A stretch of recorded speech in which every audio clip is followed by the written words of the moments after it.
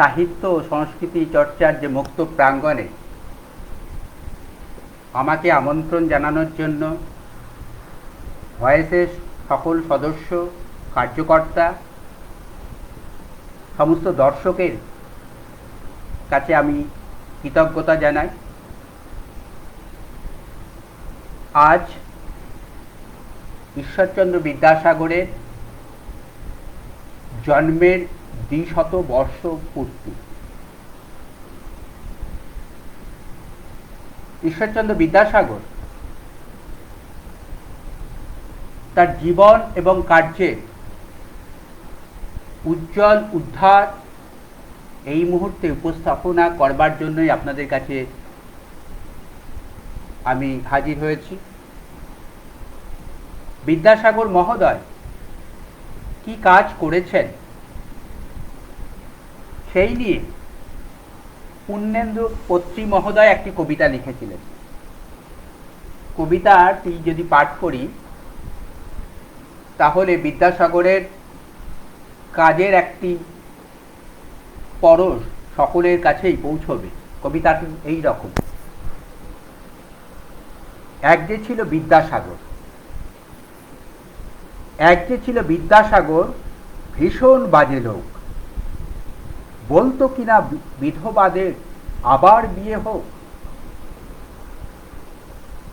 এক যে ছিল বিদ্যাসাগর, দেখতে এলেবেলে, চাইতো কিনা লেখাপড়া শিখুক মেয়ে ছেলে। এক যে ছিল বিদ্যাসাগর, দেমাগধারী ধাত, সাহেব যদি জুতো দেখায় বদলা তৎক্ষণাৎ। এক যে ছিল বিদ্যাসাগর, বুদ্ধি শুদ্ধি কই, লিখেই চলে লিখেই চলে শিশু পাঠ্য বই।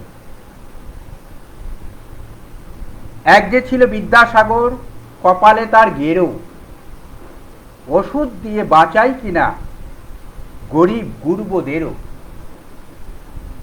এক যে ছিল বিদ্যাসাগর, মগজটা কি ফাঁকা, যে যেখানে বিপন্ন তার জোগানো চাই টাকা। এই কবিতাটির মধ্যে ঈশ্বরচন্দ্র বিদ্যাসাগরের জীবন এবং কার্যে একটি স্পর্শ আমরা কিন্তু পাচ্ছি। বিদ্যাসাগর নিয়ে নানান মিথ যেরকম আছে, বিদ্যাসাগরকে নিয়ে একটি দখলবাজিও আছে। কয়েকটি বিষয়ে অবতারণা আমি করব। তার শিক্ষাবতী বিদ্যাসাগর হিসাবে তিনি যা করেছেন সেগুলো নিয়ে অবশ্যই আলোচনা করব। তার আগে যে মিথ প্রচলিত আছে বিদ্যাসাগর সম্পর্কে এবং তার বাস্তবতা, সত্যতা, সেটি আমরা যাচাই করি। একটি বিষয় আমরা দেখেছি, বিদ্যাসাগর ধর্মচেতনায় নৈঃশব্দ ছিলেন। কেন ছিলেন এবং তাকে কেন্দ্র করে বিভিন্ন রাজনৈতিক দলে বিদ্যাসাগরকে হস্তগত করার পরিকল্পনা ছিল। আমরা দেখেছি বাংলার যে চিন্তাবিদ তারা সবসময় প্রমাণ করতে চেয়েছে বিদ্যাসাগরকে ধর্ম উদাসীন মানবতাবাদী চরিত্র হিসাবে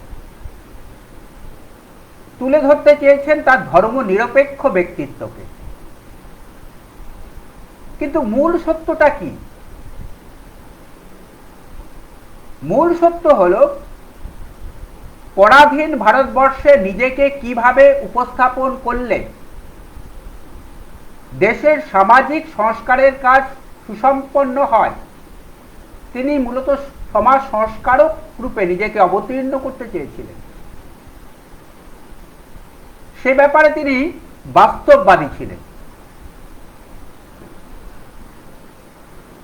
তার কারণ তাকে বলা হয় man of strong common sense. তার ব্রহ্মজ্ঞান যেমন ছিল, অনেক শাস্ত্র পড়েছেন, সাহিত্য পড়েছেন সংস্কৃত, সেরকম কাণ্ডজ্ঞানও ছিল। এবং সেই পথে যেতে হলে কোনো কোনো ক্ষেত্রে তিনি আপোষও করেছেন। আবার আমরা এটাও দেখেছি যে ধর্ম আধারিত সমাজ সংস্কার তিনি করেছেন। ধর্ম আধারিত সমাজ সংস্কার তিনি করেছেন। ধর্ম বিযুক্ত বিদ্যাসাগর এরকম বলে কিছু কথা হয় না। মনে রাখতে হবে, তিনি যখন কর্মজীবন শুরু করছেন 1941 সালের 29শে ডিসেম্বর, যখন তিনি ফোর্ট উইলিয়াম কলেজের প্রধান পণ্ডিতের পদ অলঙ্করণ করেছেন, ফেরেশতাদার হিসাবে তিনি যোগদান করেছেন, তার কয়েক বছর আগে, বছর 6 আগে 1835 সালে মেকলের শিক্ষানীতি, যে শিক্ষানীতিতে ভারতীয় সনাতনী শিক্ষা ব্যবস্থার ভিতকে নাড়িয়ে দিয়ে গেছে এবং বোধন করে গেছেন তিনি ব্রিটিশ ভারতের বৌদ্ধিক চিন্তা চেতনা কোন পথে হবে সেই দিক দর্শন করে গেছেন মেকলে সাহেব। এবং আমরা দেখছি মেকলের নীতি অনুসরণ করে ভারতের ব্রিটিশরা বুঝিয়ে দিয়েছে তারা হিন্দু ধর্মের অনুসারী পাঠ, হিন্দু ধর্মের অনুসারী কোনো পাঠ্যপুস্তক পাঠ্যসূচিতে রাখবে না। বিদ্যাসাগর সেটা পরিষ্কার টের পেলেন। হিন্দু ধর্মের গরিমা প্রকাশক কোনো পাঠ তো নয়। চাকরি জীবনের প্রথমেই বিদ্যাসাগর এটা বুঝতে সক্ষম হয়েছিলেন এবং সক্ষম হয়েছিলেন বলেই আমরা বিদ্যাসাগরকে বিশেষভাবে প্রকাশ পেতে দেখি। কিন্তু পাশাপাশি এটিও দেখতে হবে, কেউ কখনো অস্বীকার করতে পারবেন না বিদ্যাসাগর মশাই নবজাগরণ যা করেছিলেন সেটি মূলত হিন্দু নবজাগরণ। তিনি হিন্দু ধর্মশাস্ত্র অধ্যয়ন করেছিলেন,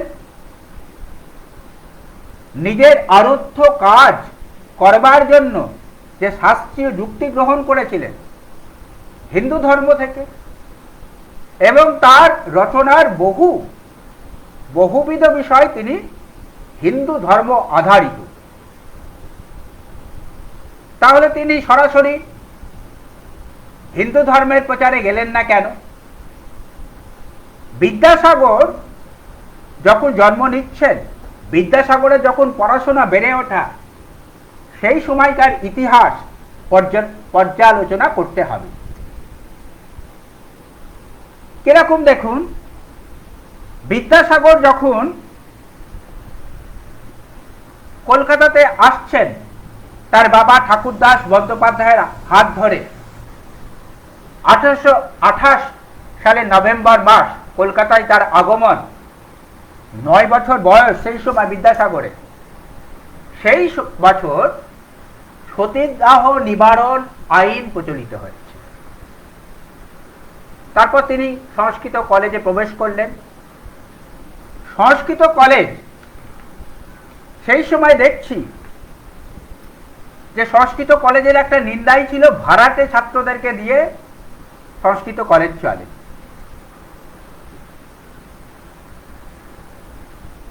বিদ্যাসাগর যখন কলকাতাতে আছেন, পড়াশোনা করছেন, বেড়ে উঠছেন, তখন কলকাতার এবং পশ্চিমবঙ্গে 3টি ধারা প্রচলিত আছে। কোন 3টি ধারা? একটা হচ্ছে রাধাকান্ত দেবের সনাতনী পন্থা, যেখানে হিন্দু রক্ষণশীলতা প্রকাশ পাচ্ছে। দ্বিতীয় যেটি ধারা, সেটি ইয়ং বেঙ্গলের ধারা, তাদের একটি বিদ্রোহী আবেগ, এবং পাশাপাশি আমরা দেখছি ধর্মান্তরের প্রক্রিয়া চলছে, খ্রিস্টান মিশনারিরা করছেন। এই যে ইয়ং বেঙ্গলের যে ধারা, ইংরাজি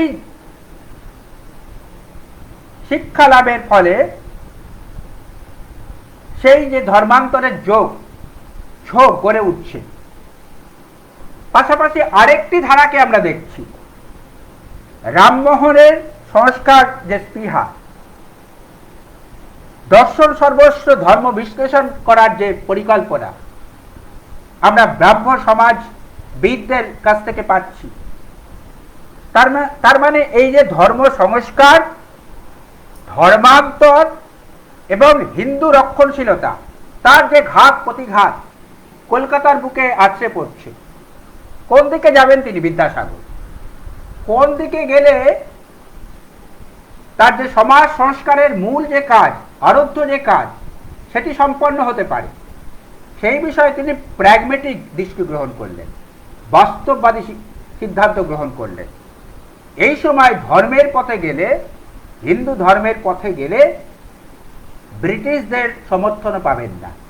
তিনি যদি যুক্তিবাদের পথে যান, সেখানে কিন্তু ইয়ং বেঙ্গলের যারা সমর্থক, ডিরোজিও তখন প্রয়াত হয়েছেন, তাদের সমর্থন পাবেন। তার মানে তিনি যে কাজটি করছেন সেই সময়কার পরিপ্রেক্ষিত দেখতে হবে। এবার তিনি ফোর্ট উইলিয়াম কলেজে প্রধান পণ্ডিতের পদে যোগদান করছেন এবং সেখানে দেখা যাচ্ছে যে ফোর্ট উইলিয়াম কলেজের প্রশাসক পাঠ্যপুস্তক রচনা করবার জন্য বিদ্যাসাগরকে উপদেশ দিচ্ছেন, নির্দেশ দিচ্ছেন। আমরা দেখেছি বিদ্যাসাগর মহাশয়ের যে প্রথম মুদ্রিত গ্রন্থ, তার নাম বেতাল পঞ্চবিংশতি, 1847 সালে তিনি লিখেছেন। এই নামটি আমরা সকলেই জানি, কিন্তু আমরা এটি অনেকে হয়তো জানি না, তার প্রথম অনুবাদ গ্রন্থটি ছিল বাসুদেব চরিত। নমুনা যা পাওয়া যাচ্ছে, অসাধারণ সুললিত এই গ্রন্থ, অনুবাদ কর্মের প্রথম পরীক্ষা, সেখানকার লিপি চাতুর্য খুব সুন্দর, ভাষা সৌন্দর্য অতুলনীয়। এই পাণ্ডুলিপিটা বিদ্যাসাগর রচনা করছেন ফোর্ট উইলিয়াম কলেজের চাকরিরত অবস্থায় 1842 থেকে 46 সালের মধ্যে। এই বইটি বিদ্যাসাগরের জীবনীকার যারা আছেন তারাও দেখেছেন। তারা বলছেন এই বইটির মধ্যে হিন্দু ধর্মের কাহিনী গৃহীত হয়েছিল, আখ্যানের মধ্যে হিন্দু ধর্মের কাহিনী গ্রহণ করেছিলেন বিদ্যাসাগর, এবং গ্রহণ করেছিলেন বলেই ফোর্ট উইলিয়াম কলেজ কর্তৃপক্ষ কলেজের পাঠ্য গ্রন্থরূপে সেটি গ্রহণ করল না, প্রকাশও করল না।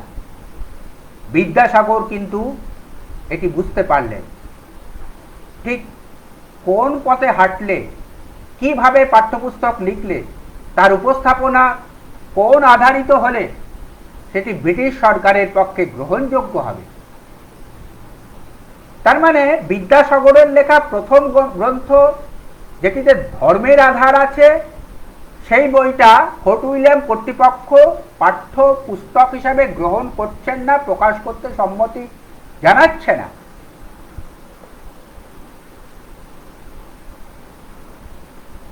পরে এই বইটির আমরা আর সন্ধান পাইনি। বিদ্যাসাগর নিজেও পরে গ্রন্থটি প্রকাশ করতে কেউ খুঁজে পাননি। তার মৃত্যুর পরে কীটদোষ্ট অবস্থায় পাওয়া যায়, তার পুত্র সেটি বিদ্যাসাগরের জীবনীকারদেরকে দেখাচ্ছেন। এই বইটি কিন্তু আর খুঁজে পাওয়া যায় না। বিদ্যাসাগর বুঝে গেলেন চাকরির প্রথমেই জলে থেকে কুমিরের সঙ্গে লড়াই করা যাবে না।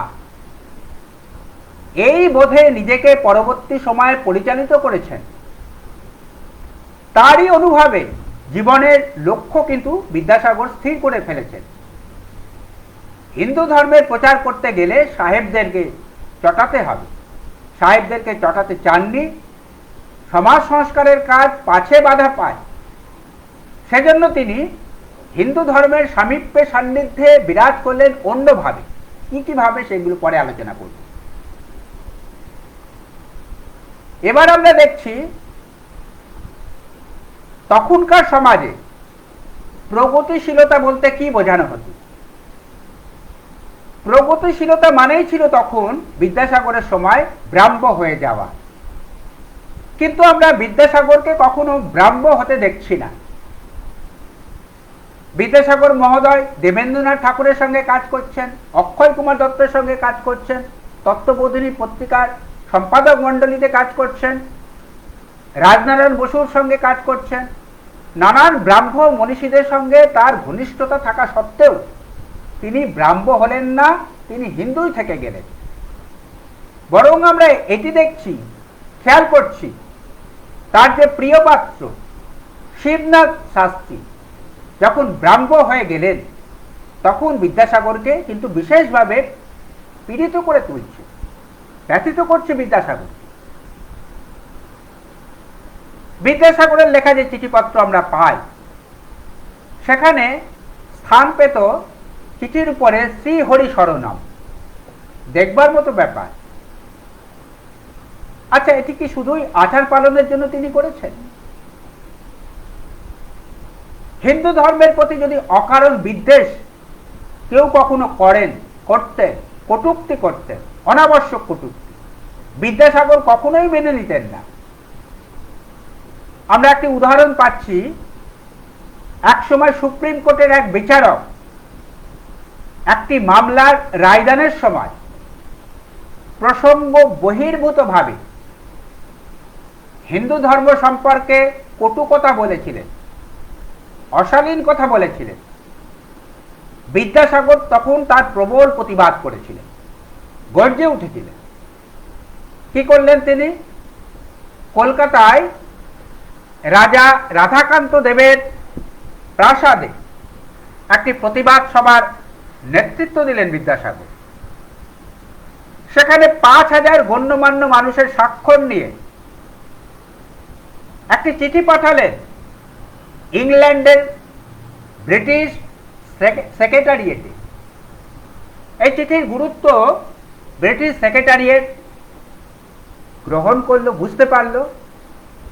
ভারত সরকারকে নির্দেশ দিল, সুপ্রিম কোর্টে সেই বিচারককে সতর্ক করে দেয়া হল। বিদ্যাসাগরের জয় হল। হিন্দু আধারিত বিদ্যাসাগরের চিন্তনের জয় হল বলা যেতে পারে। এখন হিন্দু ধর্মে যে 10টি মানবিক গুণ থাকলে যথার্থ ধার্মিক হতে পারে, তার তো সমস্ত গুণই বিদ্যাসাগরের মধ্যে আমরা দেখি। ধৃতি, ক্ষমা, অজেয় পৌরুষত্ব, শৌচ, ইন্দ্রিয় নিগ্রহ, ধীর, সত্য, বিদ্যা, অক্রোধ। যদি তাই হয়, তবে বিদ্যাসাগর অতি অবশ্যই হিন্দু ধার্মিক বলতে হবে।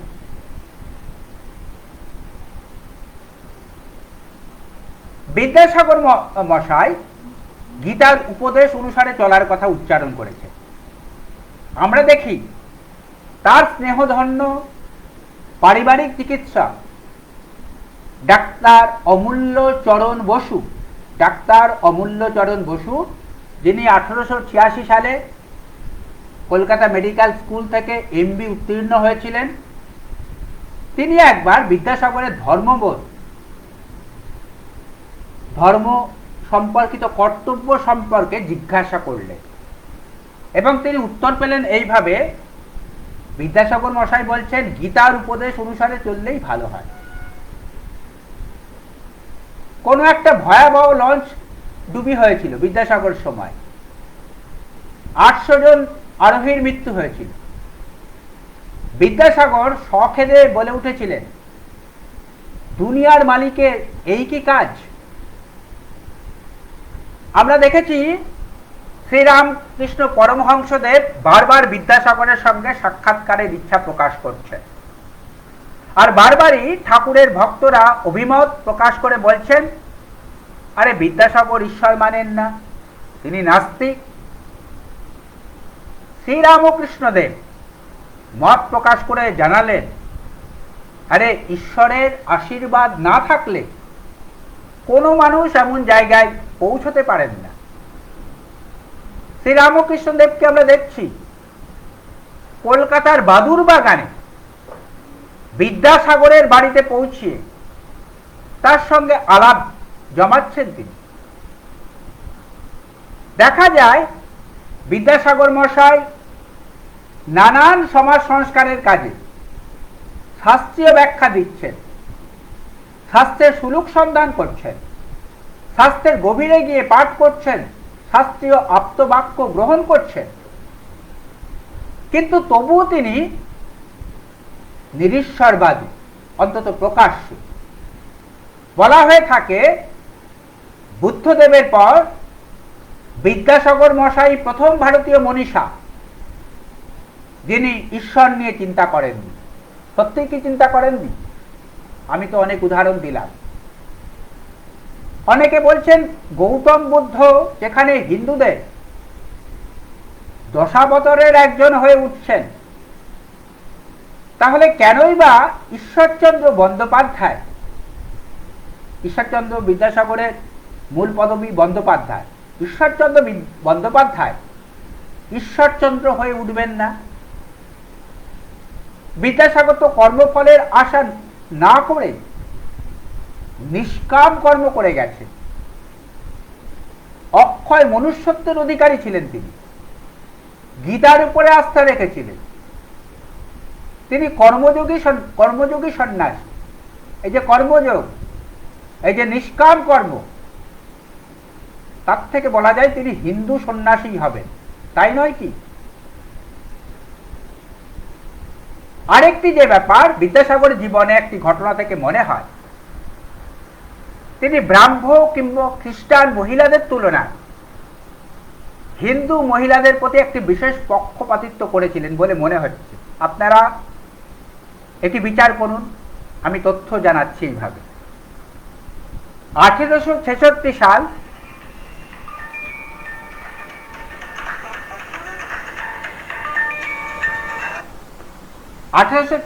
সাল স্ত্রী শিক্ষাবিদ মেরি কার্পেন্টার ভারতে আসলেন। তিনি বিদ্যাসাগরের সঙ্গে দেখা করলেন, বিদ্যাসাগর মশাইয়ের সঙ্গে যৌথভাবে শিক্ষা বিষয়ক কাজ করতে উদ্যোগী হলেন এবং তিনি বিদ্যাসাগর মশাইকে বললেন বেথুন স্কুলে একটা শিক্ষিকা শিক্ষণ বিদ্যালয় স্থাপন করা যেতে পারে। বেথুন স্কুলে একটি শিক্ষিকা শিক্ষণ বিদ্যালয় স্থাপন করা যেতে পারে। আপনারা জানেন যে বিদ্যাসাগর মশাই তিনি বেথুন স্কুলের অবৈতনিক সম্পাদক ছিলেন। বেথুন ড্রিঙ্ক ওয়াটার, বেথুন শিক্ষাবিদ, ভারতপ্রেমী, তিনি বিদ্যাসাগরকে এই পদে বসিয়েছিলেন। তো মেরি কার্পেন্টার বললেন বেথুন স্কুলে একটি শিক্ষিকা শিক্ষণ বিদ্যালয় গড়ে উঠুক। কেন? তার কারণ এতদিন বালিকা বিদ্যালয় যেগুলো গড়ে উঠেছিল সেখানে পুরুষেরা পড়াতেন এবং বিদ্যাসাগর মশাই যে নারী শিক্ষা যে বিদ্যালয় তৈরি করলেন সেখানেও পুরুষেরা পড়াতেন। বিদ্যাসাগর প্রথমে মেরি কার্পেন্টারকে সঙ্গ দিলেন, হ্যাঁ এটি করা উচিত, কিন্তু বছর যেতে না যেতেই প্রস্তাবের বিরুদ্ধে তিনি মত দিলেন। কি যুক্তি দেখালেন? বিদ্যাসাগর মশাই যুক্তি ছিল সমকালীন সামাজিক পরিস্থিতিতে উপযুক্ত বয়স্কা মেয়ে পাওয়া যাবে না,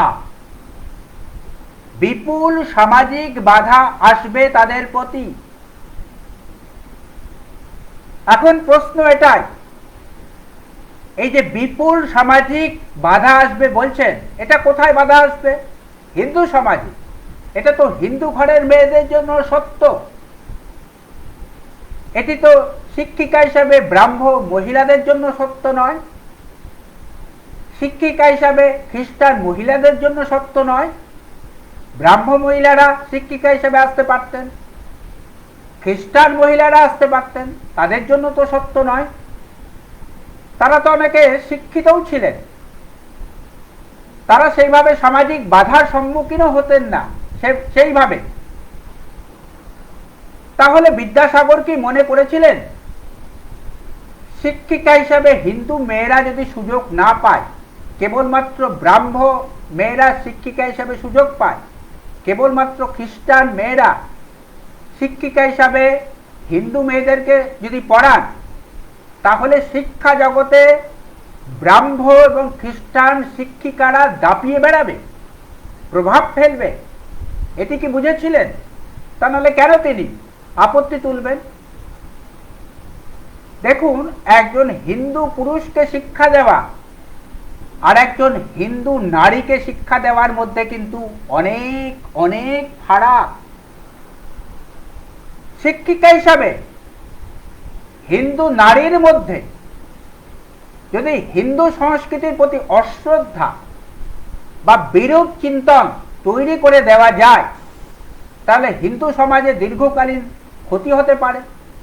বিদ্যাসাগর কি এটি বুঝেছিলেন? এটি কি পরিষ্কারভাবে বিদ্যাসাগর বুঝেছিলেন? এবং বুঝেছিলেন বলেই কি তিনি শিক্ষিকা শিক্ষণ বিদ্যালয় স্থাপনের জন্য মেরি কার্পেন্টারের ফাঁদে পা দেননি? বিদ্যাসাগর কি যুক্তি দেখালেন? বিদ্যাসাগর বললেন অন্যভাবে কথা বললেন, এরকম কথা তিনি বলেননি। অবশ্য আমরা বিশ্লেষণ করছি, বিদ্যাসাগর বলছেন কি, বিধবা বিবাহে মেয়েরা ঘর পাচ্ছে, কিন্তু যদি নতুন বিদ্যালয় হয়, শিক্ষিকা শিক্ষণ বিদ্যালয় হয়, তাহলে মেয়েরা ঘর পাওয়ার পরিবর্তে মেয়েদের বাইরে আসার সূচনা হবে। এটা তো কয়েক বছরের শিক্ষা লাভের বিষয় নয়।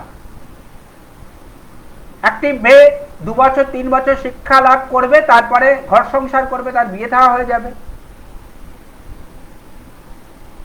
যদি শিক্ষিকা হিসেবে কোনো মেয়ে বাইরে বেরিয়ে আসে, বিদ্যাসাগর বুঝেছিলেন সেটা দীর্ঘমেয়াদী এবং তা সমাজের জন্য বিপজ্জনক হতে পারে। কারণ এখানে যদি হিন্দু সম্পন্ন ঘরের কোনো মেয়ে আসে, তার বিধবা হওয়ার সম্ভাবনাই বেশি। বিদ্যাসাগরের কাছে বড় হয়ে দেখা দিয়েছিল বিধবা বিবাহের ফলশ্রুতিতে বিধবারা আপন ঘর পাক, নিজের ঘর তারা লাভ করুক। তার কারণ আমরা দেখেছি বিদ্যাসাগরের নিজের উক্তি, লিখিত প্রমাণ আছে, বিধবা বিবাহ প্রবর্তন আমার জীবনের সর্বপ্রধান সৎকর্ম। বিধবা বিবাহ প্রবর্তন আমার জীবনের সর্বপ্রধান সৎকর্ম। এ জন্মে ইহা অপেক্ষা কোনো সৎকর্ম করিতে পারিব তাহার সম্ভাবনা নাই। এই বিষয়ের জন্য সর্বশ্রান্ত হইয়াছি এবং আবশ্যক হইলে প্রাণান্ত শিকারেও পরাণমুখ নহি। এখন দেখুন, সৎকর্ম করা হিন্দু ধর্মের একটি পবিত্র কাজ। বিদ্যাসাগর শুধু সমাজ সংস্কারক নয়, তিনি হিন্দু ধর্মের অভিমত এবং প্রথা মেনে, হিন্দু ধর্মের প্রথা মেনে চলার পন্থী একজন সমাজ সংস্কারক। আরেকটি বিন্দু এইরকম, বিদ্যাসাগরের ধর্মে মতি না থাকার পিছনে আরেকটি মনস্তাত্ত্বিক কারণ থাকতে পারে। কি সেই কারণ? মনস্তাত্ত্বিক নিবৃত্তি থাকতে পারে। কি সেই কারণ? কারণ যে গরিব ঘরের ছেলেটি বিদ্যাসাগর, তার কারণ বিদ্যাসাগর এর বাবা কলকাতাতে 5 টাকা মাইনে সওদাগরি অফিসের একজন কেরানি ছিলেন, এবং শেষ জীবনে সেই মাইনা বেড়ে দাঁড়িয়েছিল মাত্র 10 টাকা, মাসিক 10 টাকা। সেই সময়ের পক্ষে যথেষ্ট কম। বাড়িতে বড় সংসার, অনেকের দায়িত্ব, 6 ভাই বোনের দায়িত্ব, মায়ের দায়িত্ব। যে গরিব ঘরের ছেলেটি জানতেন, তার ঠাকুরদা, বিদ্যাসাগর মহাশয়ের ঠাকুরদার নাম ছিল পণ্ডিত রামজয় তর্কভূষণ। তিনি সন্ন্যাসী হয়ে চলে গিয়েছিলেন, ঘর ছেড়ে গিয়েছিলেন, যদিও পরে ফিরে এসেছিলেন। সন্ন্যাসী হয়ে ঘর ছাড়ছেন, আর তার ঠাকুমা দুর্গা দেবী, তিনি প্রবল দুরবস্থায় পড়ছেন। একটা গৃহস্থ ঘরে একজন উপার্জনক্ষম পুরুষ, তিনি সন্ন্যাসী হয়ে চলে যাচ্ছেন, তার 6টি ছেলে মেয়ে, তার স্ত্রী প্রবল দুরবস্থায় পড়ছেন। তার স্ত্রী বিদ্যাসাগর ঠাকুমা, তিনি সুতো কেটে বাজারে বিক্রি করে সংসার চালাচ্ছেন, জীবিকা নির্বাহ করছেন। কখনো কখনো ঠাকুমা, বিদ্যাসাগর ঠাকুমা তার বাবার কাছে সাহায্য প্রার্থী হচ্ছেন বীরসিংহ গ্রামে। এবং এই যে সাংসারিক অনটন, বাধ্য হয়ে বিদ্যাসাগরের বাবা ঠাকুরদাস বন্দ্যোপাধ্যায়, তার তখন মাত্র 15 বছর, কলকাতাতে কর্মসংস্থানের জন্য ছুটে আসছেন, কাজ জোটানোর জন্য। কাজ পাওয়ার প্রথমে পথে পথে ঘুরে বেড়াচ্ছেন, খাবারটুকু জুটছে না, ক্ষুধায় তিনি মূর্ছা যেতে বসেছেন। সেই রকম একটি পরিবারে একজন সংবেদনশীল, অতল জ্ঞানী, সংস্কৃতজ্ঞ, হৃদয়বান যে ব্যক্তি বিদ্যাসাগর, যিনি মানব দরদী, তার কি করে সেই সনাতন সংস্কৃতির প্রতি এবং ধর্মের প্রতি আলাদা করে মতি থাকবে?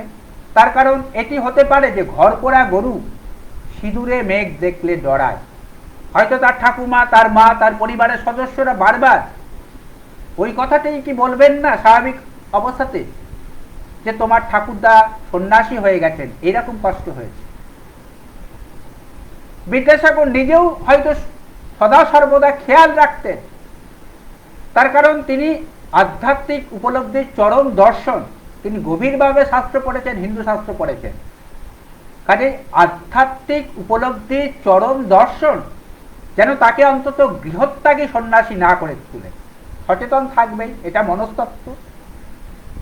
আর বিদ্যাসাগর তিনি তো সন্ন্যাসীই ছিলেন।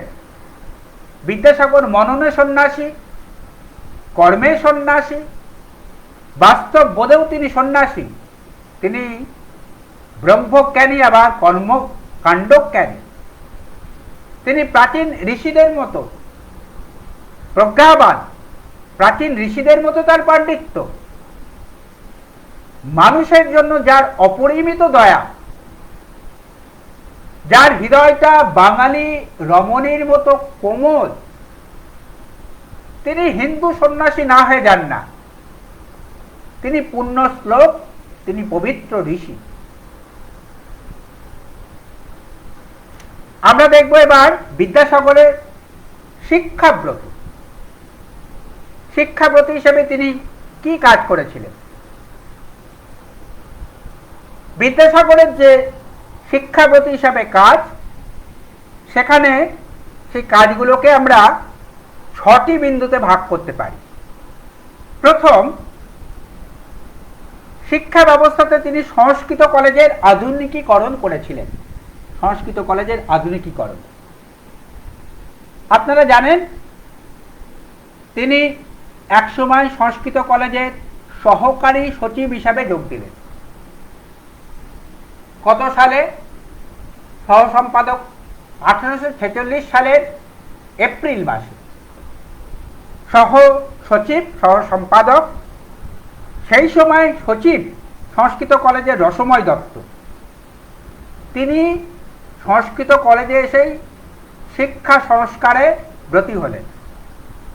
একজন সহ সম্পাদক শিক্ষা সংস্কারে অগ্রণী ভূমিকা গ্রহণ করছেন, সচিব হিসাবে রসময় দত্ত সেটি কিন্তু গ্রহণ করতে পারলেন না অন্তরের সঙ্গে। তার সঙ্গে তীব্র মতবিরোধ হল। বিদ্যাসাগরের মাথায় ছিল শিক্ষার মৌলিক সংস্কার, তার বিস্তৃত পরিকল্পনা ছিল। সেই পরিকল্পনা প্রথমে সহ সচিব হিসাবে তিনি রূপদান করতে পারলেন না বটে, কিন্তু পরে তিনি যখন আবার সংস্কৃত কলেজে ফিরে আসলেন সাহিত্যের অধ্যাপক হিসাবে, আমরা দেখেছি সংস্কৃত কলেজের সাহিত্যের অধ্যাপক হিসাবে 1850 সালের 9 ডিসেম্বর তিনি যোগদান করছেন, এবং তার পরের বছরই 1851 সালে 22 জানুয়ারি সংস্কৃত কলেজের অধ্যক্ষ হচ্ছেন। এইবার তিনি কিন্তু মনে প্রাণে স্বাধীনভাবে সংস্কৃত কলেজের আধুনিকীকরণের কাজ তিনি সুসম্পন্ন করলেন। কিভাবে সুসম্পন্ন করলেন? সংস্কৃত কলেজে তিনি কেবলমাত্র সংস্কৃত পাঠ তিনি দেবার ক্ষেত্রে শিক্ষাকে সীমাবদ্ধ রাখলেন না, সংস্কৃতর সঙ্গে সঙ্গে তিনি সেখানে গণিত, বিজ্ঞান, সাহিত্য, ইংরেজি ভাষা, বিজ্ঞান, আধুনিক জ্ঞান চর্চার পরও সেখানে কিন্তু নিয়ে আসলেন। বিদ্যাসাগর মশাই। অর্থাৎ শিক্ষা ব্যবস্থার মধ্যে প্রাচ্য পাশ্চাত্যের মেলবন্ধন করলেন। আর এই মেলবন্ধন তো জরুরি ছিল, তার কারণ বিদ্যাসাগর মশাই পুরনো খাঁচায় লেখাপড়া শিখেছেন, পুরোপুরি দেশীয় শিক্ষার আবহাওয়ায় গড়ে উঠেছেন। কিন্তু পাশাপাশি আমরা দেখছি ইংরেজি শিক্ষার পরিবেশের সঙ্গেও তিনি যুগপৎ সামীপ্যে সান্নিধ্যে আসছেন এবং এইভাবেই আধুনিক শিক্ষানীতির জনক তিনি হচ্ছেন। তিনি যদি তার পাঠ, তার পড়াশোনা সংস্কৃত কলেজে সম্পন্ন না করে হিন্দু কলেজে করতেন, হিন্দু কলেজে সেই সময় পড়াশোনার খরচ অনেক বেশি ছিল, তার পক্ষে সম্ভব হয়নি। একসময় তার বাবা ঠাকুরদাস বন্দ্যোপাধ্যায় সেখানে পাঠানোর জন্য বলেছিলেন, আমি 10 টাকা মাসে মাইনে পাই, 5 টাকায় ছেলেকে পড়ানোর জন্য হিন্দু কলেজে দেব। সেটি অবশ্য বাস্তবায়ন হয়নি।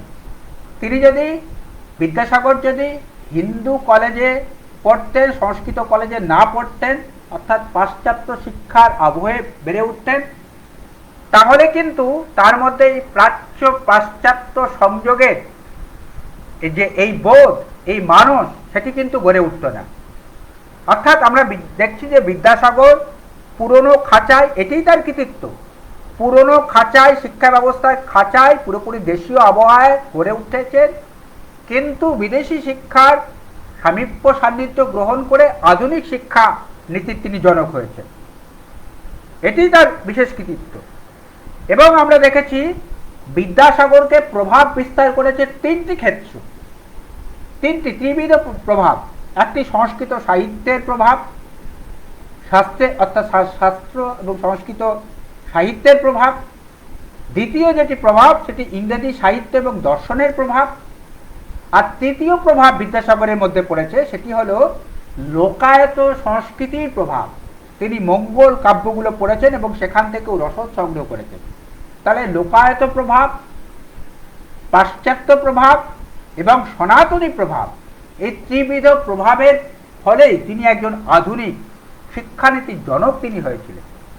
অর্থাৎ তিনি যে সংস্কৃত কলেজের আধুনিকীকরণ করেই ছাড়বেন সেটি ছিল সময়ের অপেক্ষা। তিনি সেটি করে ছাড়লেন, অঙ্ক, ইংরেজি, দর্শন পড়ানোর ব্যবস্থা হলো সংস্কৃত কলেজে। তারপর যেটি দেখতে পাচ্ছি তার শিক্ষাব্রত হিসাবে কাজ, বাংলা স্কুলের প্রসার এবং উন্নতি। আমরা দেখছি যে শিক্ষাকে সাধারণের মধ্যে পৌঁছে দিতে হবে, সর্বসাধারণের মধ্যে পৌঁছে দিতে হবে, সমস্ত মানুষের মধ্যে পৌঁছে দিতে হবে, এই ব্রত বিদ্যাসাগর।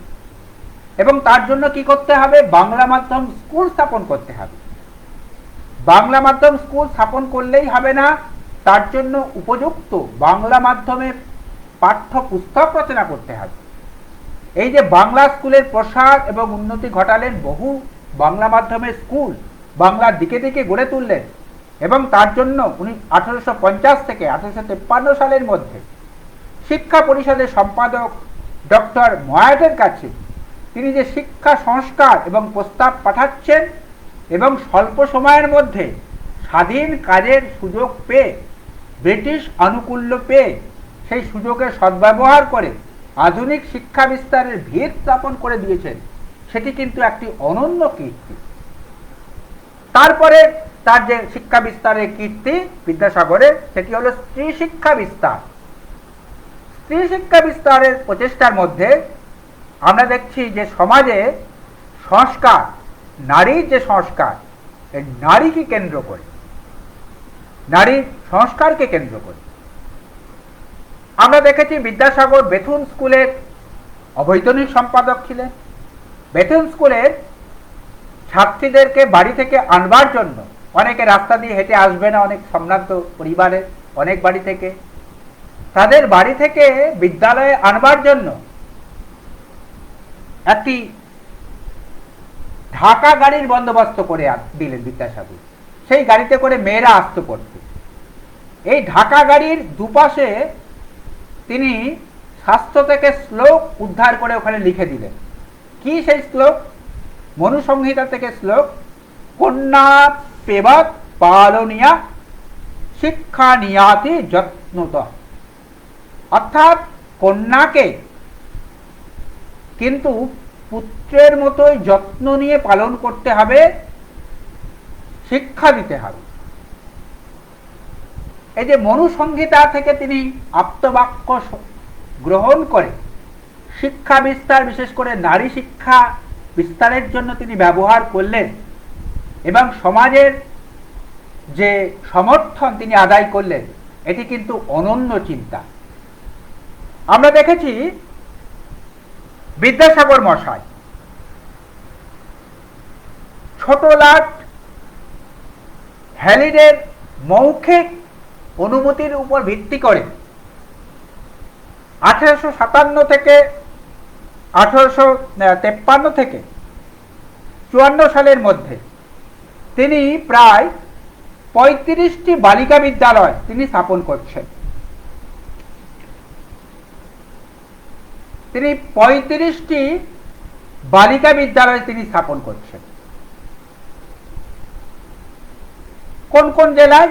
নদিয়া, বর্ধমান, হুগলি, মেদিনীপুরে। এই যে বালিকা বিদ্যালয় একের পর এক তিনি গ্রহণ করলেন, পরে যখন তার অনুদান পাওয়ার জন্য সরকারের কাছে আবেদন করলেন, শিক্ষা অধিকর্তা গর্ডন ইয়ং তিনি কিন্তু ব্যয় নির্বাহের জন্য কোনো গভর্নমেন্ট অনুদান দিলেন না। ছোট লাটের মৌখিক অনুমতির উপর ভিত্তি করে করেছেন এতগুলো স্কুল। বিদ্যাসাগর মশাই এই 35টি স্কুলের ব্যয়ভার নিজেই তিনি গ্রহণ করেছেন। ছাত্রীদের মাইনে লাগতো না, উপরন্তু তারা পাঠের জন্য প্রয়োজনীয় যে সামগ্রী, স্লেট, খাতা, পেন্সিল সেগুলো পেতেন, সেটিও গ্রহণ করেছেন। আমরা দেখেছি বিদ্যাসাগরের এই নারী শিক্ষার ফল ফলেছিল কিভাবে। 1893 সালে কলকাতা বিশ্ববিদ্যালয়, যেটি ব্রিটিশ সাম্রাজ্যের প্রথম স্নাতক হিসাবে, আমরা দেখছি যে চন্দ্রমুখী বসু এবং কাদম্বিনী গাঙ্গুলি প্রথম স্নাতক হিসাবে বেরোচ্ছেন, ব্রিটিশ ভারতের প্রথম স্নাতক। পরে দেখছি আমরা কাদম্বিনী গাঙ্গুলিকে প্রথম মহিলা ডাক্তার হতে। এই যে চন্দ্রমুখী পরের বছর অর্থাৎ 1884 সালে তিনি এমএ পাস করছেন। এমএ পাস করার পরে বিদ্যাসাগর মশাই তাকে উৎসাহ দেওয়ার জন্য শেক্সপিয়ারের একটি রচনাবলী তাকে উপহার দিচ্ছেন এবং তিনি একটি লিখিত মন্তব্য করছেন চন্দ্রমুখী বসুকে, সজ্জন সমাজে প্রতিষ্ঠিত হও, সজ্জন সমাজে প্রতিষ্ঠিত হও। অর্থাৎ তার জীবদ্দশাতেই তিনি দেখে গেছেন কলকাতা বিশ্ববিদ্যালয়ে প্রথম মহিলা স্নাতক, প্রথম মহিলা ডাক্তার। পাঠ্যপুস্তক রচনার এবং প্রকাশের ক্ষেত্রে বিদ্যাসাগর মশাই তিনি কিন্তু অনবদ্য ভূমিকা গ্রহণ করছেন। শুধু বিদ্যালয় স্থাপন করলেই হবে না, সাধারণের মধ্যে শিক্ষাকে বিস্তার করলেই তো শুধু হবে না, তাদের জন্য উপযোগী পাঠ্যপুস্তক চাই। পাঠ্যপুস্তক ছিল না, সুন্দর বোধগম্য ভাষাতে, বাংলা ভাষাতে পাঠ্যপুস্তক ছিল না। তিনি কিন্তু পণ্ডিতদের জন্য গুরুগম্ভীর কেতাব রচনা করেননি, লিখলেন প্রাথমিক শিক্ষার বই, মাধ্যমিক শিক্ষার বই এবং জনশিক্ষার ভিত তিনি মজবুত করে দিলেন এই সমস্ত বই রচনার মাধ্যমে। শিক্ষাপতি হিসেবে তিনি আর যে কাজটি করেছিলেন সেটি হলো শিক্ষক শিক্ষণের জন্য, পুরুষ শিক্ষক শিক্ষণের জন্য তিনি নর্মাল বিদ্যালয় স্থাপন করলেন, নর্মাল স্কুল। তার পরামর্শে গঠিত হল এবং একটি স্কুল তো সংস্কৃত কলেজের ক্যাম্পাসেই তিনি গঠন করে দিলেন এবং তিনি 20টির মতো নর্মাল স্কুল অর্থাৎ শিক্ষকদের শিক্ষণ দেওয়ার যে স্কুল তিনি গঠন করলেন, যাতে তারা উপযুক্তভাবে ছাত্রদেরকে শিক্ষা দিতে পারে এবং শিক্ষাদানের প্রক্রিয়াটি যাতে সর্বাঙ্গ সুন্দর হয়, সার্থক হয়। আর আমরা দেখছি বিদ্যাসাগর মশাইয়ের মেট্রোপলিটন কলেজের প্রতিষ্ঠা। কেন এই কলেজটি তিনি প্রতিষ্ঠা করতে গেলেন? কি উদ্দেশ্য ছিল? উদ্দেশ্য ছিল এই ব্রিটিশ সাম্রাজ্যকে বুঝিয়ে দেওয়া, ব্রিটিশ শাসকদেরকে বুঝিয়ে দেওয়া যে ইংরেজ শিক্ষক ছাড়াও বাঙালিরা, বাঙালি শিক্ষাবিদদের দ্বারা ইংরেজি শিক্ষা পুরোদস্তুর দেওয়া সম্ভব। কোনো রকম ইংরেজি শিক্ষক ব্যতি রেখে বাঙালি শিক্ষাবিদদের দ্বারা যে ইংরাজি শিক্ষা দেওয়া সম্ভব, পাশ্চাত্য শিক্ষা দেওয়া যে সম্ভব, সেটি প্রমাণ করে দিলে মেট্রোপলিটন কলেজ প্রতিষ্ঠা করে। মেট্রোপলিটন কলেজ, যেটি পরবর্তী ক্ষেত্রে বিদ্যাসাগর কলেজ নামে অভিহিত হয়েছে, এই কলেজটি তখন ছিল ক্যালকাটা ট্রেনিং স্কুল। 1859 সালে তার সঙ্গে তিনি যুক্ত হলেন। 1864 সালে আমরা দেখি এই কলেজটির নাম ক্যালকাটা ট্রেনিং স্কুল থেকে পরিবর্তিত হয়ে হিন্দু মেট্রোপলিটন ইনস্টিটিউট এই নামে অভিহিত হলো এবং তার যাবতীয় কার্যভার তিনি নিজের কাঁধে নিলেন, অনেক খরচ করলেন। এবং আমরা দেখি পরবর্তী ক্ষেত্রে যখন নতুন বিল্ডিংয়ে, নতুন দালানে সেটি গেল, তার জন্য তিনি অনেক খরচ করেছেন, ব্যয়ভার তিনি গ্রহণ করেছেন। একটি আদর্শ বিদ্যালয় তিনি তৈরি করে গেলেন এবং এই কলেজের ছাত্রদের সঙ্গে তার ছিল একদম প্রাণের সম্পর্ক। ছাত্ররা কখনো রেজাল্ট ভালো করলে বিদ্যাসাগর মশাইয়ের কাছে পুরস্কার আদায় করতেন, আবদার করতেন। বিদ্যাসাগর মশাইও ছাত্রদের নিজের বাড়িতে ডেকে নিয়ে গিয়ে পৌষ পার্বণে পিঠে পুলি খাইয়েছেন। অসহায় ছাত্র যাদের লেখাপড়া করার ক্ষমতা নেই, তাদের অবৈতনিক পড়িয়েছেন, অনেককে মাসোহারা তিনি দিতেন এই মেট্রোপলিটন স্কুলে। সমস্ত ছাত্র সমাজ, শিক্ষক সমাজ, কর্মচারী সকলকে তিনি স্নেহ করতেন। বিদ্যাসাগর মশাইয়ের এই অভিভাবকত্বে মেট্রোপলিটন স্কুল 1879 সালে ফার্স্ট গ্রেড কলেজে অনুমোদন দিতে কলকাতা বিশ্ববিদ্যালয় বাধ্য হল, শিক্ষা বিভাগ বাধ্য হল। আমরা দেখেছি তার পরে পরেই 1882 সালে অনুমোদিত হল ল ক্লাস। আরেকটি বিষয় দেখি যে বিদ্যাসাগর মশাইয়ের যে অসামান্য কৃতিত্ব, সেটি হল অ্যাডাল্ট এডুকেশন স্কুল, রাখাল স্কুল। সম্ভবত সারা ভারতবর্ষের বা এশিয়ার বলা যেতে পারে প্রথম রাখাল স্কুল, ফার্মার স্কুল, বয়স্ক মানুষের স্কুল, নৈশ বিদ্যালয় বিদ্যাসাগর প্রতিষ্ঠা করেছিল। 1853 সালে বীরসিংহ গ্রামে বিদ্যাসাগর মশাই তার নিজের বাড়ির বৈঠকখানায় এই বিদ্যালয়টি প্রতিষ্ঠা করেছিল। 30 জন কৃষককে, কৃষিজীবী মানুষকে, প্রাপ্তবয়স্ক কৃষিজীবী মানুষকে, নিরক্ষর মানুষকে শিক্ষাদানের মাধ্যমে এই নৈশ বিদ্যালয়, এই রাখাল স্কুল, সেখানে তাদেরকে লেখাপড়া তো শেখানো হতোই, তারা নিজের নাম তো স্বাক্ষর করতে পারতই, তাদেরকে শেখানোর চেষ্টা করলেন তিনি অঙ্ক, ভূগোল, ইতিহাস, বিজ্ঞানের পাঠ দিলেন। বেশ কয়েক মাস চলেছিল। তারপরে ষড়যন্ত্রকারীরা এই বিদ্যালয়কে পুড়িয়ে নষ্ট করে দিয়েছিলেন বিদ্যাসাগরের নির্দেশে। আমরা দেখেছি বিদ্যাসাগর মশাই নারী শিক্ষার জন্য সারা জীবন চেষ্টা করেছেন। শেষ জীবনে যখন তিনি প্রবল আর্থিক অনটনের মধ্যে পড়েছেন, তখনও কিন্তু তার নারী বিদ্যালয়, মহিলা বিদ্যালয় স্থাপনের কিন্তু বন্ধ হয়নি। জীবনের শেষে নিজের গ্রামে তিনি ভগবতী বালিকা বিদ্যালয় প্রতিষ্ঠা করে গেছেন এবং তার নিজের ব্যয়ভার গ্রহণ করেছেন। নিজের উইলে লিখে গেছেন যে প্রয়োজনীয় ব্যয় বরাদ্দ নিজের উইলে উল্লেখ করে গেছেন। তিনি শুধুমাত্র নারী বিদ্যালয়ের জন্যই উইলে লিখে যাননি, বহু বিধবা, বহু দুস্থ মহিলার জন্য মাসোহারার বন্দোবস্ত করে গেছেন তিনি তার উইলের মধ্যে। এইভাবে আমরা দেখছি শিক্ষাপতি হিসাবে বিদ্যাসাগর মশাই কাজ করে চলেছেন। এরপর আমরা আলোচনা করতে পারি বিদ্যাসাগর মশাইয়ের সাহিত্য কীর্তি নিয়ে। আমরা জানি যে বিদ্যাসাগর মশাই অনেক পাঠ্যপুস্তক লিখেছেন, কিন্তু এই পাঠ্যপুস্তকের মধ্যেই তিনি সাহিত্যিক হিসাবে নিজের স্থান কিন্তু পাকা করে গেছেন। বলা হয় বিদ্যাসাগর মশাই বাংলা গদ্য সাহিত্যের জনক। প্রকৃতপক্ষে বিদ্যাসাগর মশাই বাংলা সাহিত্যের দ্বারোদ্ঘাটক। কেন না, তার আগে বাংলা সাহিত্য মূলত পদ্যে রচিত হতো। বিদ্যাসাগরের দেখানো পথে আমরা দেখছি যে পরবর্তী সাহিত্যিকেরা হাঁটছেন। তিনি কিন্তু সেই অর্থে সৃজনশীল কোনো সাহিত্য রচনা করেননি। যা লিখেছেন সবই প্রয়োজন মেটাতে, আগেই বলেছি সমসাময়িক প্রয়োজন মেটাতে তিনি বই লিখেছেন।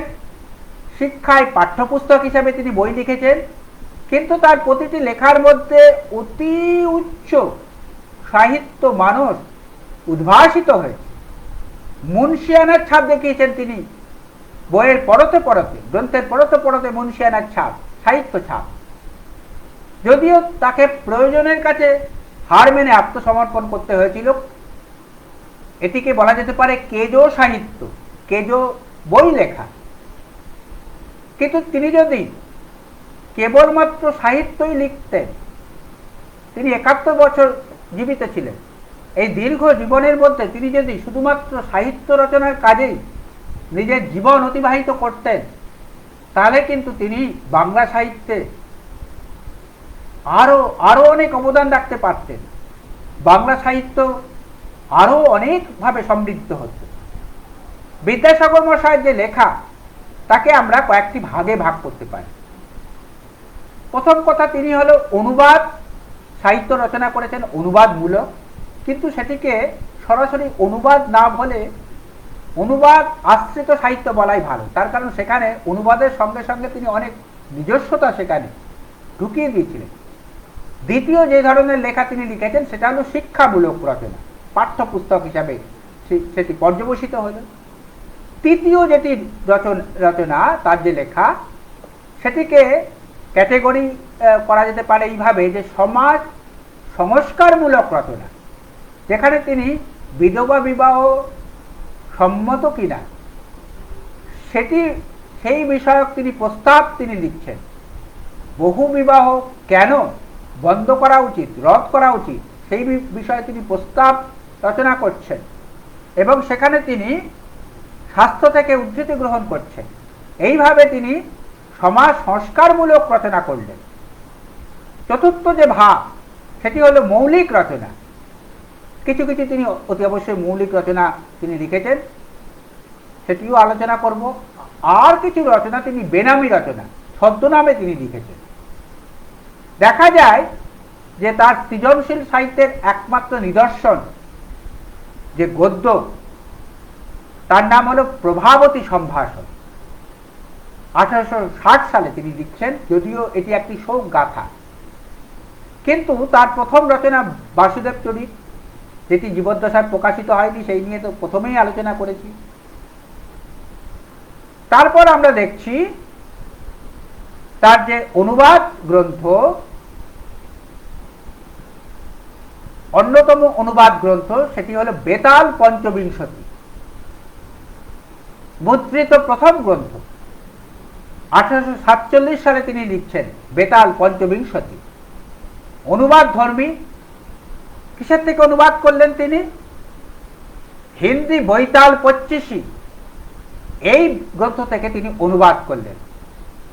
একটি দক্ষ অনুবাদ গ্রন্থ। এই কাজটি তিনি কিন্তু করেছিলেন ফোর্ট উইলিয়াম কলেজের অধ্যক্ষ মার্শাল সাহেবের নির্দেশে। এই বইটি সেখানে পাঠ্য ছিল এবং বাঙালি সমাজের মধ্যেও একটি মনোরম গল্পরসের আস্বাদন হিসাবে এই বইটির একটি আলাদা স্থান থাকবে। এই যে হিন্দি থেকে তিনি যে বই লিখছেন, বঙ্গানুবাদ করছেন, এর জন্য তিনি কিন্তু হিন্দি শিখেছিলেন। গৃহশিক্ষক রেখে তিনি হিন্দি শিখেছেন। একইভাবে তিনি ইংরাজিও শিখেছেন। তিনি হিন্দি এবং ইংরাজি, সংস্কৃত তো জানতেন, বাংলা জানতেন, এই 4টি ভাষায় তিনি পণ্ডিত ছিলেন। বাংলার ইতিহাস অর্থাৎ তার ইতিহাস চেতনা একটি অনবদ্য বিষয়। বাংলার ইতিহাস 1848 সালে একটি অনুবাদধর্মী গ্রন্থ হলেও তার মধ্যে তিনি অনেক বিষয়ের অবতারণার সক্রিয় অবতারণা করেছিলেন। এর মধ্যে সিরাজের সিংহাসন আরোহণ থেকে শুরু করে লর্ড বেন্টিং পর্যন্ত প্রায় 80 বছরের ইতিহাস তিনি এখানে লিখেছেন। অর্থাৎ ইতিহাস রচনার ক্ষেত্রে ইতিহাস বোধে তিনি জারিত করেছেন। তিনি শিক্ষা দিয়ে গেছেন যে বাঙালিকে ইতিহাস রচনা করতে হবে, যেটা পরবর্তী ক্ষেত্রে আমরা দেখেছি বঙ্কিমচন্দ্র স্বীকার করেছেন, ইতিহাস লেখা দরকার। এই সূত্রপাতটি কিন্তু বিদ্যাসাগর মশাইকে অনেকদিন আগেই করতে দেখছি। বিদ্যাসাগরের ইতিহাস বইটির মধ্যে কিন্তু আমরা অনেক অপ্রিয় বিষয়েরও অবতারণা দেখব, যেটি অনেকের ভালোও লাগবে না। সিরাজদৌলাকে যেভাবে তিনি দেখিয়েছেন সেটি আলোচনার পরিচয় এখন নয়, অনেকটি আমি আলোচনা করেছি। আর যেটি বলতে চাই সেটি হলো বিদ্যাসাগরের মহাভারতের বঙ্গানুবাদ। কিন্তু সেটি তিনি আর শেষ করলেন না। আমি বললাম তিনি কেজো সাহিত্যিক ছিলেন। যখনই দেখলেন যে কালীপ্রসন্ন সিংহের মতো যোগ্য ব্যক্তিত্ব মহাভারত অনুবাদ করার ব্যাপারে হাত দিয়েছেন, তিনি আর অনুবাদের প্রয়োজন অনুভব করলেন না, সেই বইটি আর এগোলো না। কিন্তু আমরা দেখছি বিদ্যাসাগরের সীতার বনবাস একটি ক্লাসিক রচনা। এখানে মনে রাখতে হবে বিদ্যাসাগর সীতার বনবাস অর্থাৎ রামায়ণ কেন্দ্রিক যে লেখা সেটি কিন্তু তিনি করছেন সরকারি চাকরি থেকে ইস্তফা দেবার পর। আমরা জানি 1858 সালে তিনি ব্রিটিশ সরকারের শিক্ষা সংকোচন নীতির প্রতিবাদে সংস্কৃত কলেজের অধ্যক্ষ পদে ইস্তফা দিয়েছেন। তার আগে আমরা জানি যে 1857 সালে সিপাহী বিদ্রোহ, মহাবিদ্রোহ, ব্রিটিশ সরকার অন্যভাবে শাসন ব্যবস্থাকে করায়ত্ত করতে চাইছে এবং শিক্ষা সংকোচনের নীতি তার একটি অঙ্গ হতে পারে, এবং শিক্ষা সংকোচন নীতির প্রতিবাদ জানিয়ে বিদ্যাসাগর সংস্কৃত কলেজের অধ্যক্ষ পদ থেকে ইস্তফা দিচ্ছেন। তার আগে পর্যন্ত তিনি রামায়ণ নিয়ে কিন্তু চিন্তা করলেন না। কখন করলেন? সীতার বনবাস রচনা করলেন 1860 সালে। অর্থাৎ সরকারি কাজ থেকে ইস্তফা দেবার পর সরকারি স্কুলের স্পেশাল ইন্সপেক্টর পদ থেকে সরে দাঁড়ানোর পর তিনি কিন্তু রামায়ণের কাজে, রামায়ণ অনুবাদ করার কাজে, যেটি সীতার বনবাস হিসাবে তিনি ক্লাসিক রচনাটি লিখেছিলেন, সেই কাজ করছেন যখন তিনি সরকারি পদে আর নেই। আমরা দেখেছি যে 1858 সালে তিনি সরকারি কাজ থেকে চলে আসার পর তার মৃত্যু 1891 সাল। এই যে বাকি 38 বছর তিনি কিন্তু 38 বছর বয়সে তিনি সরকারি পদ ছেড়ে দিলেন, এবং বাকি এত দীর্ঘদিন তিনি কিন্তু সরকারের কোনো কাজ করেননি। তার তখন আয়ের উৎস ছিল তার প্রেস, এবং সেই সময় তিনি মাসে প্রায় 3500, 4000, কখনো 5000 টাকা মাসিক উপার্জন করতেন, এবং এই টাকার অধিকাংশই তিনি দান ধ্যান করতেন। দয়ার সাগর বিদ্যাসাগর, এই জন্য তাকে বলা হয়। যদি সময় থাকে তার দান ধ্যানের কথাও আমি আলোচনা করব। অনেকটাই আলোচনা করেছি, কটা বাজে? 10টা 12-14 বাজে। আর একটু আলোচনা করি সীতার বনবাস। এইটুকু তথ্য জানানো দরকার, রামায়ণকে বিষয় করে মেঘনাদ বধ কাব্যের পরে এমন সুন্দর রচনা কিন্তু সীতার বনবাসের মতো এমন সুন্দর রচনা কিন্তু আর নেই। বিদ্যাসাগরকে চেষ্টা করতে দেখি যে লঙ্কা জয়ের পরবর্তী আখ্যান সীতার বনবাস, সেটি নিয়েই কিন্তু এই গ্রন্থ। কিন্তু পাশাপাশি রামের যে পূর্বচরিত সেটিও তিনি রচনা করতে চেয়েছিলেন, কিছুটা কাজও করেছিলেন, তিনি সময় পাননি শেষের দিকে, এবং অন্য কোনো সাহিত্যিক সেটি কাজটি দায়িত্ব নিয়েছিলেন করার বলে তিনি সেই কাজে আর মনোনিবেশ করেননি। অর্থাৎ রামায়ণ অনুবাদের কাজে থেকে তিনি বুঝিয়ে দিলেন, আগে তো মহাভারত তিনি কাজ করেছেন, কিছুটা অনুবাদ করেছিলেন, অর্থাৎ ভারতীয় যে সংস্কৃতি, ভারতীয় যে প্রাচীন যে ইতিহাস, প্রাচীন সংস্কৃতির সামীপ্যে সান্নিধ্যেই তিনি ছিলেন। এরপর যেটি আলোচনা করব খুব সংক্ষেপে, সেটি হল বিদ্যাসাগরের নারীদের জন্য বিশেষ করে চোখের জল ফেলা, এটি তিনি কেন করলেন। আমরা দেখেছি বিদ্যাসাগর লিখছেন, তিনি যখন কলকাতাতে থাকতেন, পড়াশোনা করতেন, আত্মজীবনীতে আছে তিনি গৃহকর্ত্রী, কলকাতা যার বাড়িতে তিনি থাকতেন, রায়মণি দেবী, উনি লিখছেন আত্মজীবনীতে, যে ব্যক্তি রায়মণির স্নেহ, দয়া, সৌজন্য প্রভৃতি প্রত্যক্ষ করিয়াছে এবং ওই সমস্ত সদ্গুণের ফলভোগী হইয়াছে, সে যদি স্ত্রী জাতির পক্ষপাতী না হয়, তাহা হইলে তাহার তুল্য কৃতজ্ঞ পামর ভূমণ্ডলে নাই। আমরা দেখেছি রায়মণি দেবী তার নিজের সন্তান গোপাল এবং বিদ্যাসাগরকে আলাদাভাবে দেখতেন না। নারী জাতির প্রতি তার ভালোবাসা, নারী জাতির প্রতি তার যে আলাদা সম্মান, সেটি ছিল। কেন দরদ ছিল? একটি উদাহরণ পাই আমরা, ঠাকুরদাস যখন কলকাতার দুপুরে খিদের জ্বালায় মূর্ছিত হতে চলেছেন, 15 বছর মাত্র বয়স, একটি দোকানের সামনে তিনি প্রায় মূর্ছা যেতে চলেছেন। এক মধ্যবয়স্কার কাছে একটু জল চাইলেন। সেই মহিলা বুঝলেন যে তিনি ক্ষুধার্ত, তিনি জল না খাইয়ে দই মুরকি সহ জল খাওয়ালেন এবং তিনি বললেন, যেদিন তোমার অন্ন জুটবে না, এখানে এসে ফলাহার করে যেও। বিদ্যাসাগরের বাবা ঠাকুরদাস বন্দ্যোপাধ্যায় মাঝে মাঝে আসতেন সেই ফলাহার খেতে। এই যে হৃদয় বিদায়ক উপাখ্যান শুনে যেমন তিনি দুঃখ পেয়েছিলেন, পাশাপাশি বিদ্যাসাগর নারী জাতির প্রতি একটা প্রগাঢ় ভক্তি বিদ্যাসাগরের মনে আসত এবং এই জন্যই তিনি সারা বাংলা তিনি ভ্রমণ করেছেন, নারী জাতির সমস্যা দেখেছেন। তার আগে সতীদাহ প্রথা রদ হয়েছে, বহু বিধবাকে সমাজ দেখতে পাচ্ছে, তাদের সংখ্যা বেড়ে যাচ্ছে, তাদের দুর্দশা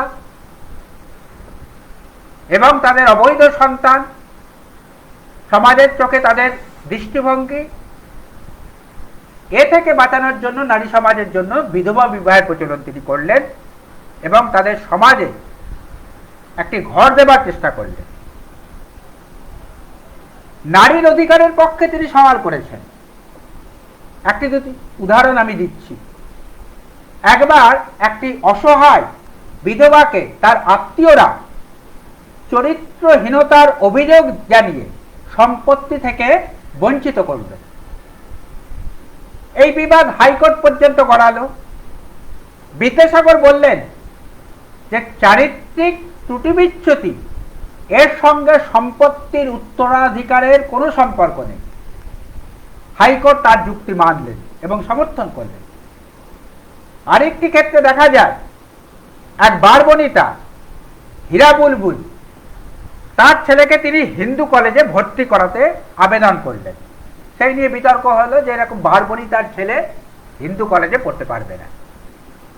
বিদ্যাসাগরের বক্তব্য ছিল যে হীরা বুলবুলের নৈতিকতার দায় তার ছেলের উপরে বর্তায় না। এবং আমরা দেখছি এডুকেশন বিভাগ, এডুকেশন কাউন্সিল তৎকালীন সেই সন্তানের ভর্তির পক্ষে রায় দিয়েছিল। আমরা দেখেছি তিনি বিধবা বিবাহের জন্য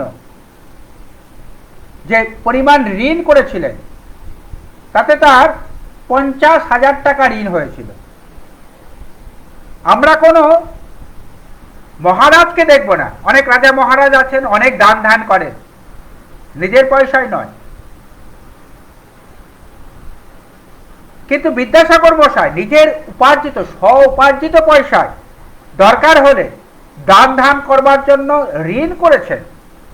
এরকম কোনো মহারাজকে ঋণ করে, দানী মহারাজকে ঋণ করে কখনো পরের উপকার করতে আমরা দেখব না। 60টি বিধবা বিবাহের জন্য তিনি 82,000 টাকা খরচ করেছিলেন। অসহায় বিধবাদের জন্য মাসোহারা দিতেন। এবং তিনি বুঝেছিলেন যে নারী মুক্তির জন্য শিক্ষা ব্যবস্থাকে উন্মুক্ত করতে হবে। নারীদের জন্য তহবিল তিনি করেছিলেন। হিন্দু ফ্যামিলি অ্যানুইটি ফান্ড প্রতিষ্ঠা করার ক্ষেত্রে বিদ্যাসাগর অগ্রগণ্য ভূমিকা গ্রহণ করেছিল। 1872 সালে এই ফান্ড গঠিত হয়েছিল, এই কাজে সূত্রপাত হয়েছিল হিন্দু ফ্যামিলি অ্যানুইটি ফান্ড। পরিশেষে যেটি বলা সেটি রবীন্দ্রনাথের একটি উক্তি। রবীন্দ্রনাথ ঠাকুর বিদ্যাসাগর সম্পর্কে বলছেন, দয়া নহে, বিদ্যা নহে, ঈশ্বরচন্দ্র বিদ্যাসাগরের চরিত্রের প্রধান গৌরব তাহার অজেয় পৌরুষ, তাহার অক্ষয় মনুষ্যত্ব। রবীন্দ্রনাথ ঠাকুর বলছেন। তার চরিত্র বিশ্লেষণ করতে গিয়ে কবি হেমচন্দ্র বন্দ্যোপাধ্যায় বলছেন, তিনি স্বাতন্ত্র্যের শেকুল কাটা, শিয়াকুল একটি বুনো ফল, তিনি স্বাতন্ত্র্যে একদম লোকাল, একদম বুনো, কিন্তু পারিজাত ঘ্রাণে সুগন্ধে তিনি পারিজাত, কিন্তু স্বাতন্ত্র্যে শেকুল কাটা। রবীন্দ্রনাথের আরেকটি কোটেশন দিয়ে শেষ করব। বিদ্যাসাগর এই বঙ্গদেশে একক ছিলেন। এখানে যেন তাহার স্বজাতি সদর কেহ ছিল না। এদেশে তিনি তাহার সমযোগ্য সহযোগীর অভাবে আমৃত্যুকাল নির্বাসন ভোগ করিয়া গিয়াছেন। তিনি সুখী ছিলেন না। অর্থাৎ বলা যেতে পারে বিদ্যাসাগর মশাই একজনই হন। ঈশ্বর যেরকম একজনই হন, দুজন হন না। বিদ্যাসাগরেরও জুড়ি পাওয়া যায় না। তার কারণ বিদ্যাসাগর হতে হলে কেবল বিদ্যাসাগর হলেই চলে না, অক্ষয় মনুষ্যত্বের অধিকারী দয়ার সাগরও হতে হয় এবং থাকতে হয় অজেয় পৌরুষত্ব। এই ত্রিনয়ন না থাকলে 1000 বছর যদি অনুসন্ধান করি, 1000 বছর যদি আমরা অপেক্ষা করি, তাহলেও আর একটি দ্বিতীয় বিদ্যাসাগর কিন্তু আমরা খুঁজে পাব না। বিদ্যাসাগর মশায়ের জন্মের 200 বর্ষ পূর্তিতে তার প্রতি আমার অন্তরের শ্রদ্ধা, ভক্তি, প্রণাম। এবং আপনারা যারা এতক্ষণ এই বক্তব্যটি শোনবার জন্য অপেক্ষা করছেন, তাদের সকলের কাছে আমার কৃতজ্ঞতা, সশ্রদ্ধ নমস্কার। শুভরাত্রি।